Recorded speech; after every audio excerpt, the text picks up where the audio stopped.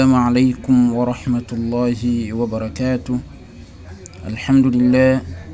الحمد لله خلق الإنسان وعلمه البيان، والصلاة والسلام على سيدنا محمد وعلى آله وصحبه وسلم. أما بعد، baada ya kumshukuru Allah subhanahu wa ta'ala na kumtakia ziada mtume wetu Muhammad sallallahu alayhi wasallam, ndugu zangu, bado tukiwa tupo katika kuelekezana na kukumbushana masala mbalimbali ya kitiba.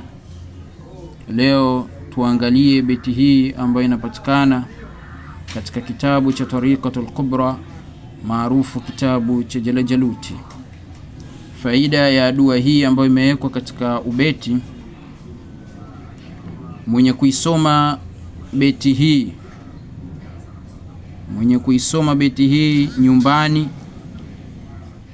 asubuhi, kila ikifika asubuhi akawa anaisoma hii beti, kila ikifika asubuhi anaisoma beti hii mara 1160, basi mtu huyo Mwenyezi Mungu atamfanyia wepesi katika utafutaji wake wa riziki, na atamfanyia wepesi katika kila jambo ambalo analikusudia, hasa katika majambo ya riziki.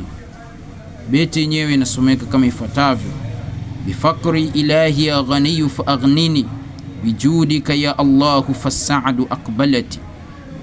Bifakri ilahi ya ghaniyu fa aghnini, bijudika ya Allahu fas'adu aqbalati.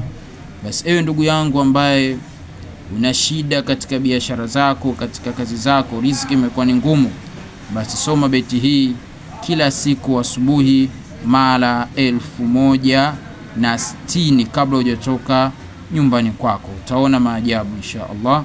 Lakini kwa wale ambao wanasema hatuwezi kusoma shekhe, basi unaweza kunitafuta Sharifu Hakimu Ruhania kwa namba zifuatazo 0710232332 au 0786951775. Wallahu a'lam.